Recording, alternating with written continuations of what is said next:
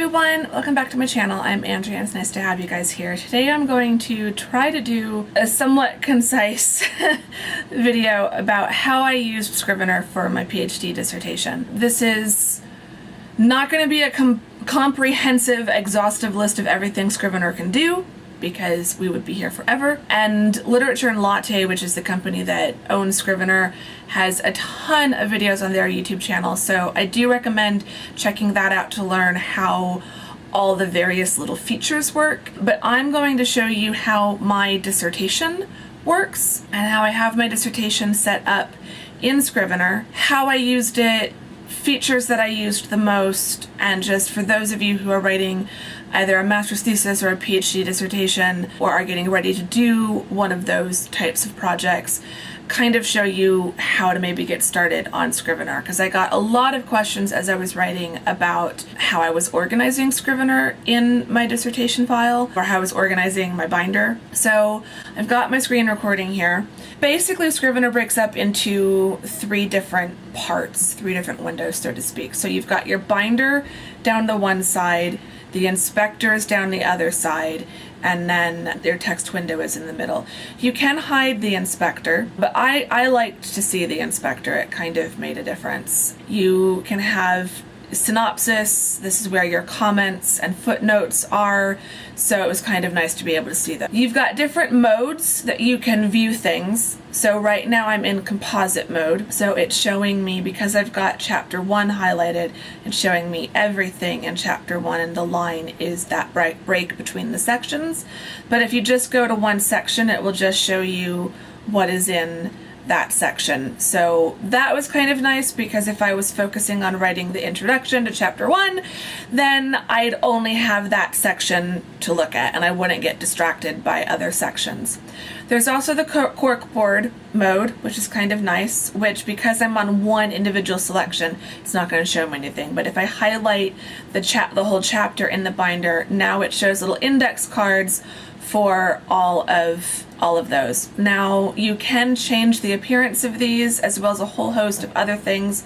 If you go up to Scrivener and then Preferences, this will pop up. Corkboard, you can change the pattern of the background, and then you can change the index card theme. I like red and blue. So there's lots of little things like that you can do. This is also where you change your preferences for the general program, the appearance, Corkboard, composition mode, how you navigate, how you edit, how you format, corrections, import, export, and backup. So if you're just starting out, I highly recommend going up to the preferences and just playing around and getting things set up the way that you want them to be. Within here, you can write on these. You know, you can say introduce the main idea of the chapter, and then that kind of is there. So when you're outlining, this can be really helpful, because if you're someone who likes to outline using index cards, then you can do that digitally this way. You can move these around, so you can decide, you know, hey, if I wanted to discuss the rationale of why I chose the women I chose, I can move that first and then do definitions. No, actually, I want to have the definitions first, and then talk about the women. And so you can move things around that way, or you can move them around over here in the binder. So I can move rationale of the women up front. No, actually, I want it back there. If I had an idea that I talked about in the conclusion and then decided, actually that would be better in the introduction, you can truly move things around however you want, which was really, really nice. Over on this side, you can go back and forth between comments and footnotes, or the synopsis, so however you want to do that. So then what I had in Corkboard mode, what I wrote on this here, when I go into introduction, it now pops up over here. So you can also write it in here, and then if you switch to Corkboard mode, it'll be there. Then of the view modes, there's also outliner mode. So again, because I'm just on one text page within a folder, it's not showing me anything. But if I highlight chapter 1, or if I highlight the draft, now it's showing me an outline of the whole draft, which I can then computer's being really slow. I can then kind of collapse different sections in here just like I can collapse them out here. So let me just look at one chapter. If you want to adjust what you see in here, you click on this little arrow button right here, and it drops down a list, and you can check and uncheck the things that you want to see. So I wanted to see the title with the synopsis and the icons. So if I take away the icons, you'll see off the one side the little notebook icon disappeared. If I add it back, there it is. The label, which I never had labels or statuses, so I don't really need those. So it shows you the date that I created it, the last date that I modified it. So because I was playing in the introduction, it's now showing us June, but you can see for the rest of them, the last time I modified it was in January. It's got the words, the total word count, and the target word count. So this is something that I was getting a lot of comments and questions about, were my word targets. You can set word targets a couple different ways. One is in the outliner mode. So you just double tap on it and it'll open up, and so you can decide what your word target is. Or if you're in a text box, you can go down to the bottom to this little target, and that will open up a target for this document. And you can also then switch that to words or characters. I always did words because I didn't really understand characters, like how that'd be a lot of characters in a dissertation. And then you've got the progress bar at the bottom, and you can also see that in outline mode, so you can see what the progress is like on that section. So I exceeded all of my targets, so I'm well in the green. Are there anywhere I did? Yeah, so like these sections ended up being less than I thought. So I was only at orange on these, or like an orangey yellow on these. And you can also see there was more of a synopsis on these, so they're showing up, whereas in the introduction I didn't really use the synopsis cards. But when I was outlining a chapter, it was really helpful to have the cards. You can add a new card by just hitting, I'm on a Mac, so just hitting Command N will pop up a new card. I don't know why it popped me back into that mode, but now I've got a blank card. I could write something there, or I can right click and move to trash because I don't need that. So there's lots of ways you can outline, either using the Corkboard mode or using the outliner mode, and both of them are really helpful. I found that using the Corkboard mode and the little index cards was really helpful when I was first kind of laying out the chapter and deciding what was going to go in that chapter and what order, and then I would switch to outliner mode to sort out my targets and figure out what I wanted my word targets to be. Every chapter has its own folder, and within each chapter then is the different section for that chapter. So for chapter 2, my lit review chapter, I had an introduction to the chapter, I had a discussion of my framework, and then I had 3 sections of my theory. So dress as object, dress as social identity, and agency and dress. And then I had a summary, which as you can see was really short, and then I moved on to the next chapter. And then for each of the case study chapters, there was a background for the woman, an introduction to their overall style, and kind of an overview of clothing that I wasn't talking about, and then 2 case studies, and then the conclusion. And then each of the chapters kind of followed that format, and we're roughly aiming for the same word counts. I had my works cited down here that I would just add to as I was going along. I had research. So at the bottom, I've got my research section, and I had a page of deleted quotes and notes, so things that I ended up deleting out of the main document. I would just cut and paste them down here so that they were still in the Scrivener file, and I could add them back at any point if I needed to. And then you can bring in pictures. You just drag and drop them into the binder. You can only put them down below the research. You can't drag and drop them into the main draft section. But if you're wanting pictures or PDFs for your research for your notes. You can drag those in. I had an old lit review, so I still had those in here as well. Cut out text, chapter 3 images, so I had a bunch of images. I had a folder for notes. You can change the icons of all of these.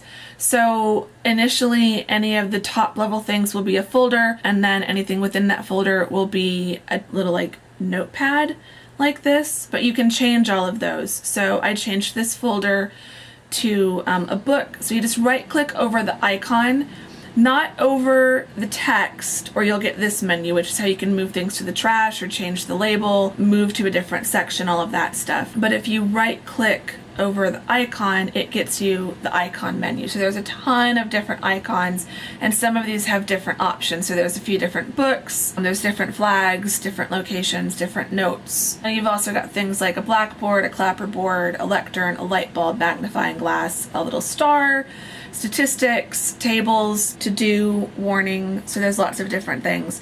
So I had a task list, which I didn't really use a whole lot, research questions, random thoughts and ideas. I had a rough schedule. I did not keep to the schedule completely. All of this kind of got messed up. I still managed to defend and submit by April, but it was all a bit crazy. Ideas, and then notes from meetings. So I brought in notes from my colloquy when I met with my professor on June 5th. I had notes there when I met with one of my other professors on the 25th of August. I had our notes from there. So that's kind of nice. And then your trash is at the very bottom. The nice thing was, and the reason why I had a lot of these, so like if I'm working on a section and I've got my research questions and I'm wanting to kind of keep those at the front of my mind while I'm working, I can split the window. So if you go up to this side here, there's the square with the line in it, is the toggle split. Split your window. Whatever is highlighted is going to be the active box. So my research questions can stay in the top box. Now if I highlight the bottom box, I can go back up to, say, chapter 6 and the background of Catherine, and I can be writing in here while keeping my research questions visible. I can also go to a PDF while I'm writing, or let me put the PDF here, highlight this, and go back to background. So if I'm wanting to copy something here, then I can easily have that split so I can see the text that I'm transcribing into the document. You can also move this to make one window bigger or smaller than the other. So, and then you just uncheck whatever you don't want. So I found that the binder was super helpful because it meant that I could see everything at a glance and move back and forth before the document. I loved having the inspector because I could have comments and footnotes visible and not be constantly scrolling to the bottom of the page to see my footnotes as you would if you were in Word. So everything stays super visible. In compose mode, which is up here, I could be working on things. I could have a nice pretty background and stay focused. The other nice thing is wherever you put the cursor, it automatically jumps you to the middle. So you're always writing at the middle of the page. The page will move rather than the cursor moving down as you write. You can change the appearance, so you can make the paper wider or narrower. You can have it in the center, right, left, center or right, left. You can change the text scale. You can have the inspector visible, so I can have comments and footnotes still visible here, but I'm not looking at anything else. I didn't use this all the time, but I did use it a lot. And it will still give you your word count at the bottom and as you're moving through that, so that's still visible. Going back to project targets and word counts, I showed you in outliner mode how to do the targets. But one of the things that I was constantly getting pictures of on Instagram were my session counts. So if you go up to the top menu to project, and then show project targets, that pops up this box. For those of you following me on Instagram, this box will be very familiar to you. So this tells you, you can edit this. So you can say, I want to have my full draft, I wanted to have be roughly 51,000 words. That gave me room for roughly 7,000 words per chapter, and then the works cited and all that sort of, and footnotes and stuff. You then go into options and tell it what day you want to be done. So I wanted to be done on January 26th, 2018. My session always reset at midnight, and I deselect account text anywhere in the project because then that will count things down in your research section, and I only wanted it to count things that were in the draft section. And then you can tell it what days of the week you're going to work. So you can decide, I'm only going to work Monday through Friday. You can allow writing on the day of the deadline, show target notifications. And then once you do that, I'm done, so it's not going to show you anything. But once you've put in how many words for the whole draft you're aiming for, what your deadline is, how many days you have, and what days you're going to write, and you've checked automatically calculate, it will then tell you how many words per session you need to write in order to hit this target by this date. So say you have a day you don't write anything.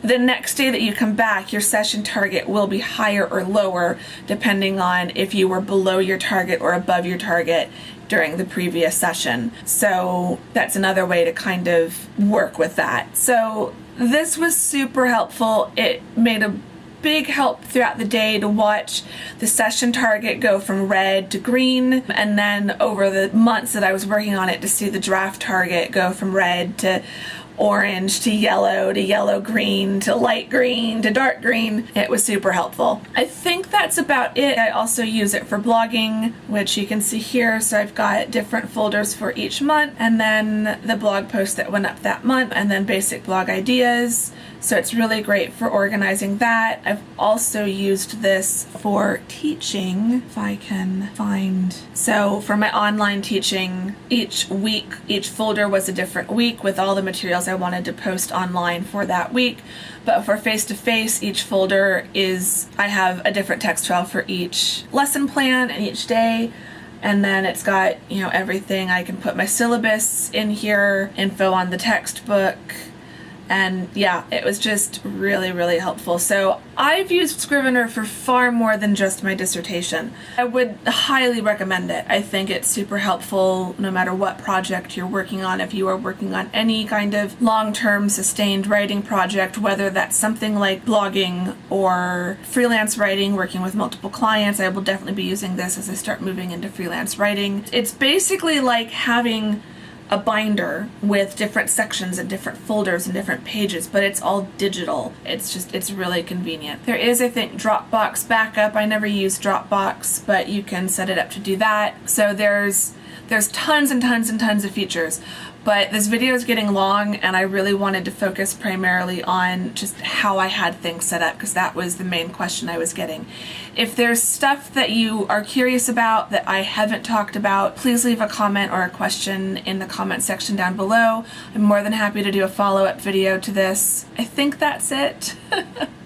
This is like the millionth time I've tried to film this video, so I'm just gonna stop here, get this up, and you guys can tell me what else you want to know. So if you made it this far, please give the video a thumbs up, say hi in the comments, subscribe if you're not subscribed, and I will see you all in the next video. Thanks for watching this one. Bye-bye.